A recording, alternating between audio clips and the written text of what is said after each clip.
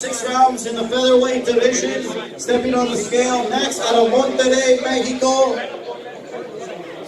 with 22 fights on his record. Please welcome Angel Monreal.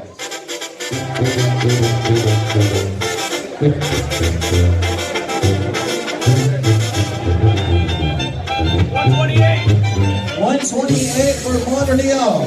128. And his opponent out of Los Angeles, California, undefeated at 7 victories, including 4 by knockout. Please welcome Victor Slavinsky. 127.2 for Slavinsky. 127.2 for Slavinsky. Let yourself wonder, let your spirit find the way.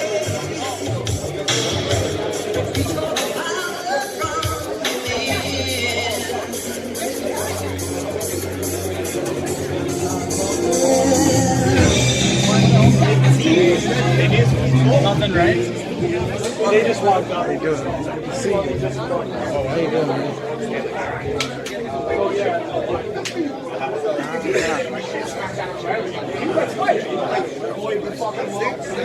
Khabib fucked him up. I smacked him around. He's hiding that video. He doesn't know how to make sure he's hiding it real good. He thought everybody's gonna put it out. He never puts it out. So you know, like, I felt like, honest, I was proud of him. I was like, oh, good for him, man. He's fucking standing up for himself. Good for him, this fucking little bitch. All right, good for him. You know, so but then I felt like, you know what? He's talking about bitch. You know, you can't be a hypocrite either. You can stand up for yourself. I'll be proud of you for standing up for yourself, but don't be a hypocrite. You're the biggest bitch in combat sports. Don't use the word bitch. Don't use the word bitch in your post now when it's just hypocritical. I'll give you a hand for standing up for yourself, but don't use the word bitch. That's the biggest bitch in combat sports. He's the piñata, and he quits and like I told you, he quits every time he gets a chance. He will not even let you kick his ass because before he gets his ass kicked, he's quitting already. You understand me? That's how far the bitchness goes. So you know, I was proud of him. But I felt like I had to give him that little dose of reality too. And him also mentioning this rumor is also bullshit because it's his team doing it. I'll tell you why I know this. Okay, a couple of days ago he was trying to get the Japanese guy Floyd, just had the exhibition with, right? He was trying to get him. Tension. You're not Floyd, bro. You're not Floyd. Like Floyd can get $9 million to do an exhibition against a guy like that. You are a fucking piñata, bro. Like, nobody's gonna pay you to go do an exhibition with a guy from Japan who's a featherweight. But he was trying real hard. The little bitch, he was, because he felt like, oh, I'm gonna get that free money too. You're not Floyd, bro. You don't get that free money. The only way you get money like that is getting your ass kicked. You gotta fight guys that are gonna beat the fucking shit out of you, and that's why you're mad. He's like the mad rapper right now. You know what I mean? He's like the mad rapper. I know you remember the mad rapper. I know you remember the mad rapper. I know you remember the mad rapper. Come on, man. Tell him why you mad. Tell him why you mad, son. Tell him why you mad, son. Tell him why you mad, Connie. Tell him why you mad. You know what I mean? Why is Connor mad? He should be happy. He's making money. What do you mean he should be happy? His pride is dented. He's going on drunk binges. Yo, Don House, this guy's the man right here. What's up? He's going on drunk binges. He's ripping in the corner. He's ripping in the corner. He's going on drunk binges. What do you mean? Why is he mad? Why is he depressed? You're depressed, because all the money, it can't buy manhood, bro. You got all that money, but you're still not a man. That's a problem, bro. It can't buy manhood. You have no balls, and you got to lay your head on the pillow at night. Why is he still worried about me? Why is he still posting about me? Because you know what, it hurts him? He goes to bed and he's like, damn, this motherfucker's right. Everything he says is right about me. And he hates it. Because really, why should you be worried about me? If you're not worried about me, you either fight me or you release all 12 rounds of the sparring. You know what I mean? Do one or the other. You know, why stop worrying about me? Don't worry about me. I got my life, bro. I'm good. I probably live better than you. You might have the money, but I'm not short on money because I got money. You're a crip now. No, that's an Italian thing. If you had to do a reenactment, I think they stole that from us. You had to do a reenactment to the sparring. 12 rounds. What would we see? If you sparred someone 12 rounds and the other guy's Connor. Since they're not releasing the video, we could put you in the gym. No. We'll bring a guy and we'll No, seriously. I was explaining this. You have to control the pace to go 12 rounds out of shape. So if I control the pace, who's bossing the sparring? You know what I mean? I'm not going to tell you I didn't get hit on the sparring. I'm not going to tell you he didn't land a couple of shots because the pace is slow enough where he can get off. But he didn't drop you. He didn't drop. I mean, you know, like I said, here's another thing about that video of him dropping. Why does the camera angle change at the last minute? It zooms in. You know, forget about it. No, it doesn't zoom in. It goes from behind to, it goes from in front of me, which is behind Connor, to behind me. me in front of Conor. You notice that at the last minute it does that? If you had that camera angle where it was in front of Conor the whole time, why don't you use that camera angle the whole time? You know what I mean? You know what I mean? Why don't you use that camera? Because that's the closer camera angle. That's the camera angle the whole time. You know what I mean? Like at the last instant he's switching it. You know, because nothing's landing, nothing's doing anything. Because when you see that camera angle, you're gonna see me pulling away. I'm trying to pull away because he's holding my head, and as he gets his hand off my head, I'm pulling and I pull back. You know what I'm saying? But I don't need to explain that. If you're a bitch enough to believe that, then that's fine. You're a big kind of bitch boy. That's fine. I don't need to convince the bitch boys. What we have to do though, you gotta settle it one way or the other. Because here's another thing about being a bitch. You're Dana White's bitch, bro. You're Dana White's bitch. He took half your money when you fought Floyd. How you let a man take half your money? Half of $80 million. Half! Before you had to pay anybody else, you had to pay half to Dana. And then you chum around with him like he's your best boy. You are a bitch boy, bro. I would never, ever, ever make like I'm chum around with a guy who took half my money like that. You bent over and let him fuck you with a smile. With a smile. With a smile, bro. With a smile. You bitch boy. Then and then you're posting about bitching. You bitch boy. You're Combat Sports' biggest pussy. Get out, man. Get out. Enough with this guy, man. Okay. He posted enough about me. I posted enough about him. Okay, let's go viral on a second video. All right. People have been in my comment section asking you to explain Deontay Wilder, Tyson Fury in rounds. In rounds? Yes. Well, I don't have the thing in front of me. Okay, you know what I'm saying? But off the top of your head. Off the top of my head, I gave Deontay one of the first 5 rounds. I think it was round 2. Okay. Here's the thing where I'm gonna explain it to you because I can't give you everything because I have to. I think it's more of a conversation I have to have with Deontay. You know what I'm saying? But you have to show me what you're doing. You have to explain to me. I can explain to you how I want you to win the round. How I think you're gonna win a round. You gotta explain to me. Counteract my points of how you won the round. You know what I'm saying? So you have to do one of several things. You know, you gotta be out jabbing them. You gotta be throwing combinations. You gotta be doing something. You gotta be doing something better than the other guy's doing. You know what I'm saying? Something's gotta be done better than the other guy's doing. There are some fights to me that are close, and there are fights where the round ends and you're like, shit, man, who you give this round to? You're like, shit, who you give this round to? You know, like Porter versus Danny Garcia. You know what I mean? Like, that's like, right. you know, I find myself watching that fight, and I thought halfway through it, I'm like, when this fight is over, the loser's gonna feel real hard done by because both these guys have a case to win all these rounds.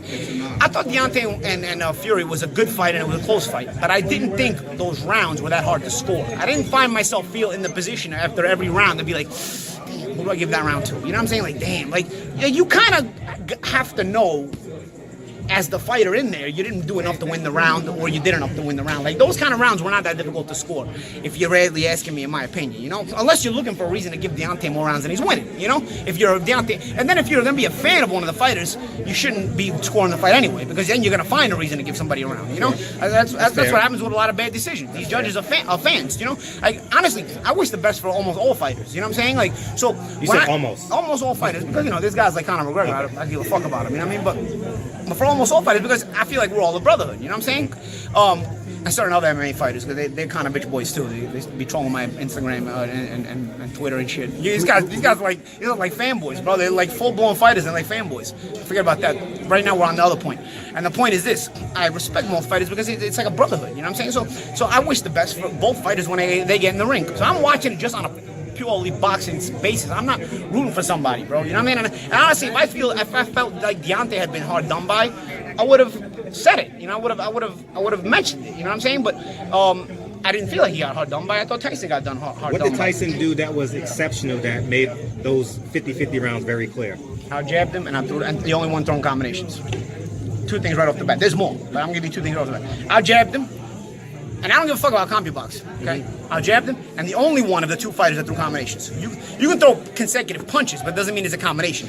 Deontay was so off balance when he threw his consecutive punches that they came one at a time. Even if he threw 4 unanswered punches, they were never a combination. That's why he was missing all of them. Because if you can throw in combination, if your balance is good enough to throw in combination, you might land some of those. You know what I'm saying? When he did land, we saw what happened. He gets a knockdown, whatever, okay? But you got to do one of those things, okay? He got out jabbed, and he got out combination, if that's a word, you know, whatever it is. You know, right there, those are...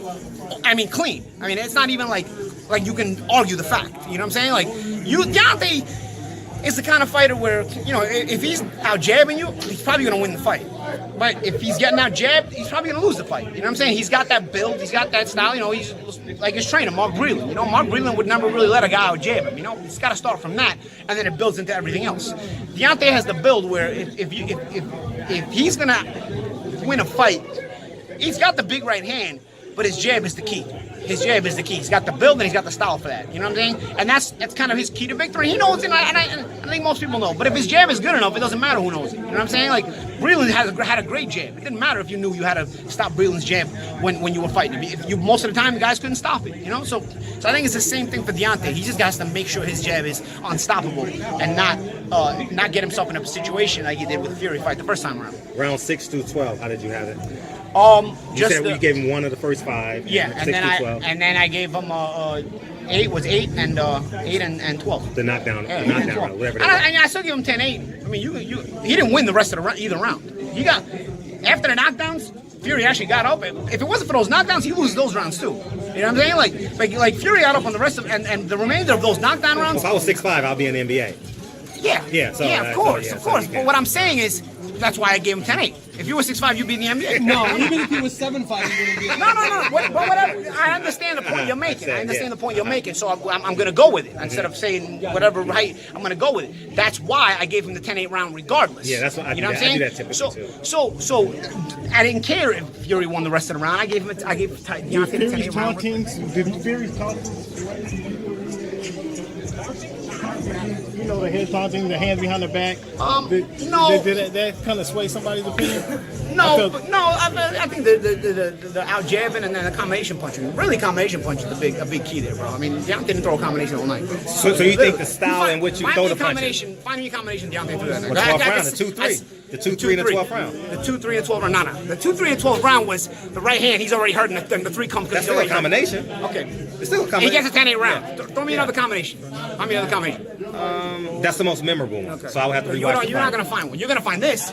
1, 2, 3, 4. So you're going to find those. Those aren't combinations. Those are consecutive punches. A combination is because you're balanced enough to put it together. If you're not balanced enough to put it together, those are consecutive punches. They're not in combination. And regardless, that's why he missed them. Because if he's able to be balanced enough to put them in a combination instead of as consecutive punches, he probably lands some of those in some of those situations where he's missing 4 or 5 at a time in a row. You know what I mean? But because they're one at a time and he's not balanced, he's not able to put it together.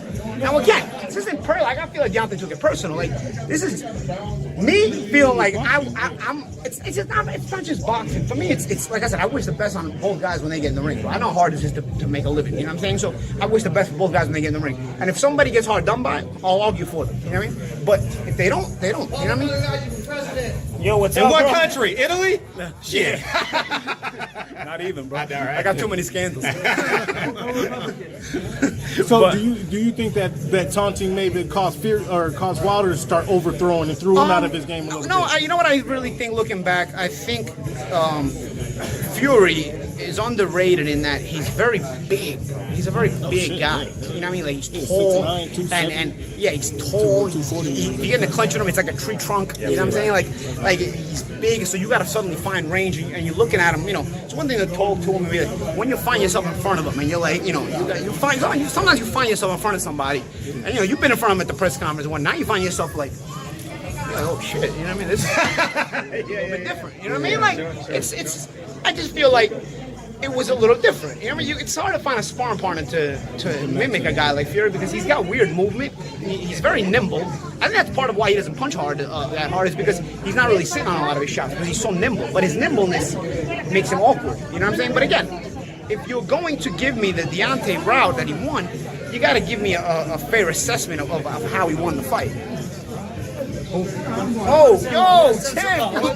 What's up, Boom Boom? You against Paulie, who wins? You ain't stopped. My brother ain't stopped. You get hyped up.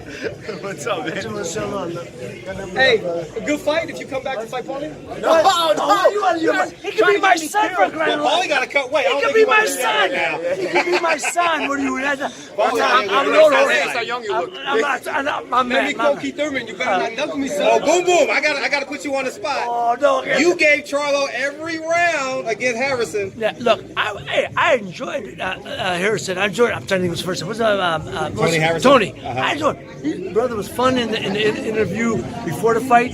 He's a very likable guy. I want him to do it, but you can't knock out. He's a good guy, but he did win the fight as far as I view. You can't win the fight going back and have your ass on the ropes. Can't do it. And then you have most that. Now Tony fought. He fought through good combinations. He had good combinations. But come on now. But that's all. But I like Tony. That's why I feel bad. We all like these fighters. Yeah, he's a good guy. But I don't think he won the fight. No. For me, that's another fight like Garcia and Porter, where like I told you, 7-5 either way. Where you watch it and you're like, shit, because there's one thing about a challenger going backwards, but Tony wasn't running. Sidestepping. Tony was always. I use the word position because I think it's very important. When you go backwards, if you mislip a shot and you're like out of position, or your opponent's here, and you're all the way here, like. To me, then okay, you're losing. You're giving up your position. Tony was not giving up his position. Here's the rub on that. That's why it's close both ways for me. Here's the rub on that. You got to throw punches to win. Baby, talking about you. Only way you beat another guy is hit him more than he hits you. Tony didn't do it that night. That's what I'm saying. Tony did a hell of a fight, but he fought in spurts. This kid kept coming. Effective aggression is one thing, but if you're pressing a fight, here's the way. You got two guys in there. Who's making the fight? If he ain't in there, is there a fight? That's how you gotta look at it. I'm not arguing one way because I think it's the fight that will go either way. But I give Tony's jab a lot of credit. Tony, I liked him, and when he fought hard. Because I don't think either guy got off that much, and I think that a big reason for that was because Tony's jab was working. It was working. And so I don't think either guy got off that much. If you give the fight to Charlo, it's one of those fights, like I said, I hate watching fights like that because you know as you're watching, you're going to be like, shit, somebody's going to feel real hard done by at the end of this fight. And it sucks to feel that way. It really sucks. Now you already know our styles as fighters because he likes the guy who's going to give that jab. I'm not going to go pressing the action. If he ain't in there, there ain't no fight. That's it. There ain't no fight. And I like Tony Harrison. Funny cat. Good brother. That's it. But I like him. But they just didn't do enough for me to win the fight. That's all. Mumu, if you could fight anybody today, let's say you could come back one fight, who would you want to fight? I'll tell you, man, look, you know what? Like, let's say, Ray's a TV guy. No, but Ray's a TV friendly fighter too. If I come back and fight, you want to make it a guy that's good. Be the best, you want to fight the best. Loman? Yeah? No, but Loman's a hell of a fighter. He's a headache for anybody. But the only way you beat a guy like him, same way you beat a guy like Floyd, anybody who gets that good movement, that great movement, pressure is the only way you beat a guy like that. So, but I'm not saying I beat him, I'm just saying that's the only way you beat a guy like that. So you fight a guy like that, but is it exciting? Is it fan friendly? Is it good for the fans? I don't know. Maybe it is, maybe it ain't. So there's a lot of good fighters out there. There's a lot of good fighters. But, who would I want to fight? I don't want to fight nobody. I mean, I'm fighting to get to the child line. That's it. That's the only fight I want to do. How do you like being on This guy was never in a bad fight. Hey, Paulie, any advice on you've been doing the commentary for many years? He just started Ray the box. was on TV for years. Ray was on TV when I was a kid. Hey, my man, you got to do your diligence, brother. Look, I've done it for every major network 30 years. I was in the 80s, I was calling fights. But, Paulie, He was working for TV before I knew how to turn on the TV. But I'll tell you this. Ain't nobody better than my brother. I know, I say that. He's the most entertaining guy and knowledgeable He's guy. entertaining. So, Very entertaining. So we never fought in the ring. But now I'm challenging for the mantle of the best commentator. The best commentator. That's a challenge. There you go. All right. I gotta go, man. Good to see you. Paulie, I love it. you enjoyed Boom Boom? All the best, bro. But, I mean, especially me as an Italian fighter, he's one of the guys that always people talk about in my house, obviously you got Marciano as one, but during my time as a kid, it's Boom Boom, Toro Gotti, that was guys in my house that we always loved, What did you think about that Komarov-Charlo? Which one? Korobov Charlo fight? That was a good ass fight, bro. That was a good ass fight. Again, it's one of those fights where, it's hard to score, but it's a little. Charlo's a little sharper at the end of the fight. You know what I'm saying?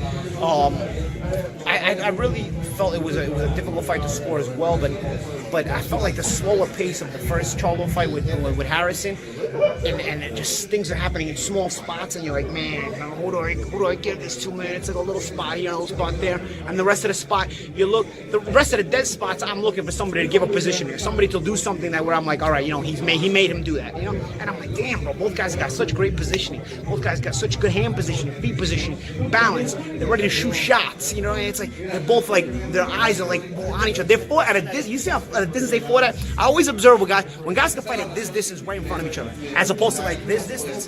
Bro, that's high concentration, bro. Because like I don't know, it's just coming off the right way because in this distance right here, it's like.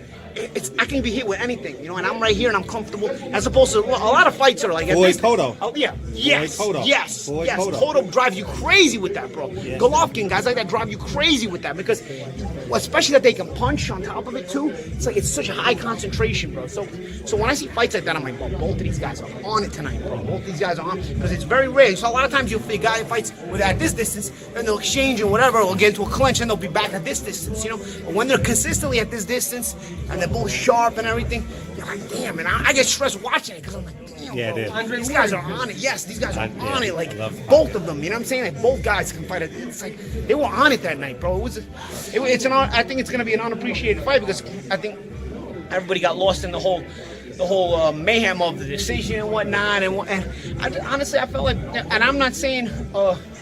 Charlo shouldn't feel like he won the fight. You know, I'm not saying I feel like I'm very confident either guy won the fight. I just don't think there's a wrong decision there. You make it a draw, you have a case. You make it a Charlo win, you have a case. You make it a Harrison win, you have a case. And you want to say you can't win the title because Harrison went backwards? To a degree, you have a point. You only have a point to a degree because, like I said, Tony didn't run. Tony was always in position, stepping. He was going backwards, he was stepping. And so there's a difference between running and stepping. Okay, because when you're stepping, what happens? The guy can't attack you. If you're running, the guy can attack you. But if you're stepping, you know what the difference is? Your position. You know why? Because as you're stepping, you can always fire. And that guy and your opponent has to respect that. And you know what he does? He won't fire at you because he knows you're in position to punch. So what do you have? You have a fight with a lot of waiting. Even though they're in great position, there's a lot of waiting because both guys know the other guy is always in great punch position. Both guys are always in great punch position. I don't even know if like people listening to this are gonna even understand this. It's such a high level, you know. But for me, I understand it. You're breaking it down. We're getting it. Yeah, you broke it down. Good. Devin Haney fought last night. You guys have similar attributes coming up. Yeah, I like that. Really man. electric. I like that. I watched one of his sparrings recently. Showtime wanted me to have a look at him, and I'm looked at him, and I'm like,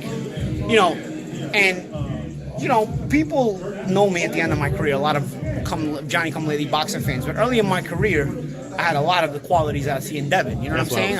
I just don't think I was as taken care of, when I got to a certain point. I had to kind of just fight all the monsters all at once, But I think Devin has a lot of the attributes I had with his speed, the jab, even the way he kind of moves around and I see a lot of what I was doing back then. But I think that TV has taken to him better, and everybody kind of has taken to him better. So I think he's going to be able to maybe have a chance to develop a little bit better than I was given a chance. Because also, I had a lot of hand injuries early in my career. People don't know. The Johnny Come Latelys don't know all the hand surgeries I had, bro. Like, my career almost ended before it made it anywhere. Before I had fought for the title, So with all the surgeries I had to have. So I think Devin.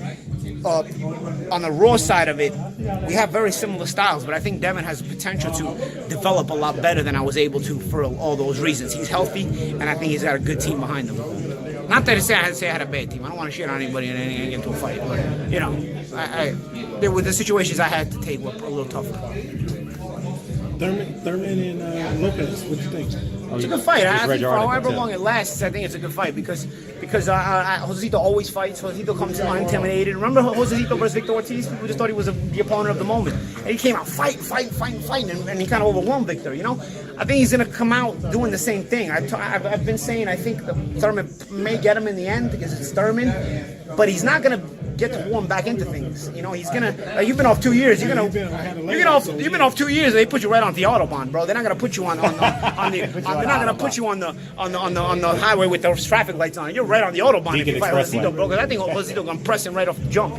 So, but I think also Thurman at a certain point likes that kind of fight, and he'll welcome himself back into it. I think it's a really good action fight for however long it lasts.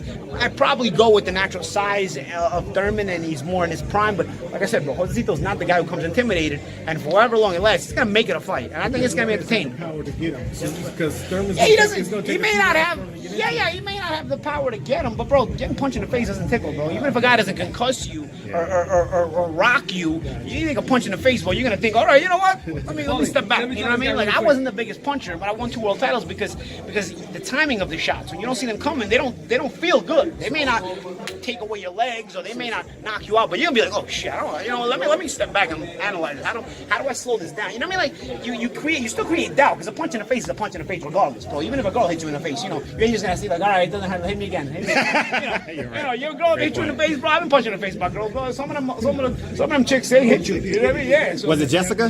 No. I didn't give a fuck about that bitch. I didn't give a fuck about that. You know, the girls you get into a fight with, I see the ones you actually care about. Yeah. Those are the ones you actually. So those are AB problems. Yeah, no, I didn't even AB problem. I didn't even think AB. That wasn't the chick anybody's gonna care for. Did you watch All Access last night? I didn't. Did you watch the first one at all? No, I didn't. I tend to watch them all at the end all at once. They did a right great before job. the fight. Yeah, you know? they are Like, fun. so I get pumped for the fight. You know? I'm the kind of guy I'll watch them all at the end. Speaking of, by all accounts, you guys are going to have fighter meetings, and y'all going to do y'all sacrimonious one-on-one conversation with you and Adrian Broner. What you going to tell Adrian Broner before he leaves the fighter meetings Friday? You know, I can't. You know, I think AB's his own man. AB's almost 30 years old, but he'll be 30, I think, in the summer. You know, so I think. But you always pat him on the back, giving him advice. Because AB, I see that there is somebody inside of AB that can come out and be like a productive person to himself. Forget about society. Forget about all that shit. You know what I mean? Because, you know, people of society's fickle, but productive in terms of not getting in his own way. You know what I'm saying? Like, and securing himself and his kids and his family for the future. You know what I mean? Like, AB's been given opportunities that fighters would die for. Pacquiao. You know what I'm saying? You know, forget about Pacquiao, just throughout his career. You know what I'm saying? So, and not to say that he's not been good enough to deserve it, because he has been. But there are also a lot of good fighters who never get such good opportunities. You know what I'm saying? So, all it is I see, like, you know, there's somebody there inside of him that, you know, I think wants to do it right, but he also just falls into all the pitfalls of the fame and all the pitfalls of all everybody Is he afraid around of fame? him. Is he afraid of No, fame? I don't think he's afraid of fame. I think he loves fame. I'll be honest with you. I think AB loves Or greatness. fame. Greatness is a better adjective. But I think he's I don't know what it is, man. I'm not a psychologist, but I tell you what, I do. But you from the streets of Brooklyn? Yeah, and that's what I'm saying. I do see somebody there that, you know, has so much potential. I just don't want him to regret it. I just don't want him to be 40 years old one day and be in some apartment and just be like, man, I had this all in the, you know, some ex-fighters and some ex-champions that I came up with when I was a teenager, and they were in my gym and they were just unbelievable, and now I see the way what they're reduced to, you know. And so I just don't want to see that. Like, it's one thing when you see that the generation before you when you're coming up. It's another thing when you start seeing it in your own generation. You know, AB's a younger generation than me, so I feel like, you know, these are young guys now. You know what I mean? Now I'm the older guy, and I've seen this. I've seen this road, and I see where it leads to. You know, What is one of the biggest pitfalls you think that could happen? I mean, there's so much out there. I mean, first of all, spending money, not controlling your money, trying to show off too much. Trying to show off too much will get you spending all your money like crazy. You know what I mean? Thinking that, you know, I don't know AB's finances, but thinking that you can be above the law and get yourself in trouble or whatnot. I know you may come from the streets, but there's a reason the guys in the streets are still in the streets and they're not where you are. You know what I'm saying? And if those guys in the streets, like the people in my neighborhood that were street guys, they made sure that I was always off the street. If they would, when I was a teenager and I started doing good in my amateur boxing career, if they saw me in the street, they would send me home. They would call my house and be like, "Yo, get the fuck home." And then we call my house and be like, "Yo, let us know if this guy, if he don't show up home right now." You know what I mean? Like those were like, you know, obviously Italian street people might be a little different than other cultures, but what I'm saying is, real street people are supposed to understand that a guy like AB shouldn't be in certain situations, even if he's around them and So friendly he has a with yes them. team, maybe, quite possibly. You know, I don't know. You know, I don't know. Because AB's very vociferous, very loud. So he's, you know, he's very intimidating for somebody who just likes to be, who's a fan of his and likes to be around him. You know what I'm saying? Like, it's intimidating for some people. But I think a true friend and a true family member, somebody who really cares, you know, will be real with him. You know what I'm saying? And I just think that, you know, you don't want to be in that position where one day you're regretting a lot of things, you know? I do think he's young enough to make another run. I was 29 and a half years old when I was to Amir Khan, and everybody wrote me off. So I had my whole second half of my career in the big run I made after at around the age that Adrian is now, AB is now. So there's definitely time to keep going. And I'm not saying AB's he may not be in a big position. Who knows? For all we know, AB might own 10 houses and have made great investments, and we have no clue. You know what I mean? But so it's none of my business. I just hope that it is there, because when you're as, I don't say this in a bad way, but you're as obnoxious as AB's been, you make a lot of enemies, and people are going to be happy at your downfall if there is one. So you want to make sure that you take the proper steps to not have one. From what you've seen in clips and heard, do you think he beats Manny? Stylistically, I don't. Stylistically, I see the fight as a points win for Manny. But there's a lot of intangibles. There's a certain issues that AB has had throughout his career that maybe with Kevin Cunningham, you hope that he's kind of starting to overcome them and at least working on them. And the other issues for tentative for Manny are at 40 years old are his legs, what they work. Because changing range was Manny's big bread and butter. And if you can't change range on AB, then you take away the complication from AB in closing range, which is what AB's biggest problem is. So I'm not the doctor, I'm not Mother Nature, I'm not God, so I don't know where Pacquiao's legs are. We'll find out next Saturday night. But the only way AB can be sure is if he's working on what he needs to work on. You can't fight this fight banking on Pacquiao having no legs. You got to fight this fight and train for this fight banking on Pacquiao having the best legs. And how do you overcome that and determine that? Then if Pacquiao has no legs, he does you a favor. God bless, But you can't bank on somebody coming in their B version instead of their A version. You just don't prepare for a fight like that. He's been talking a lot about he's not too worried about the volume that he throws. That he's been working a lot on his timing. Yeah. What do you make of that? Well, the timing, if you're able to time a guy and counterpunch a guy good, you're gonna prevent him from getting off, because he's gonna second guess his output. That's a lot of how I was able to beat Juan Diaz. A lot of the talk was, how this guy who doesn't punch hard gonna be able to deal with this guy's output. You time him. You keep him at the end of the jab and you time him. Okay. AB's not really active with his jab, and it's harder to be active against a southpaw with the jab. But if he's able to time Pacquiao enough and get the respect, and you all of a sudden you make a guy second guess himself. Oh, you know what? I don't know if I want to close that range right now. So yeah, does AB counterpunch a lot? That's another thing. He locks up so much he doesn't counterpunch a lot. He freezes here. Yeah, he locks up a lot, and it's hard to hit him clean. But if he's not getting off counters, aside from the short little uppercuts inside or whatnot, that he's got to beat off counters from a further range, in my opinion. He's got to control the mid range and not just the close range, because if you don't get control of the mid range, you don't get to the close range. And that's it, guys. I appreciate it.